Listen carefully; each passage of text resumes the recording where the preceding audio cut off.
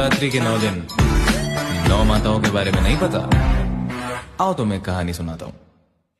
पहला रूप शैलपुत्री सती रूप अवतरित, तृतीय है ब्रह्मचारिणी शिव को जो समर्पित, चंद्रघंटा वो जिनके मस्तक पर चंद्र विराज, कुष्मांडा माँ सब ब्रह्मांड को खुद से उपाधि, स्कंद माता का पंचमी सर्व मोक्ष अंतया, छठवीं माँ कात्यायनी कष्ट रोग सब हरा, काल हरे काल निवारे भूत प्रेत दर कहाँ है, भय से भी मुक्त सदा हो काल रात्रि जहाँ पे, श्वेत वस्त्र महागौरी अष्टमी को विराजे, सिद्धिदात्री हो नवमी हाथ चक्र वो साजे बोलो।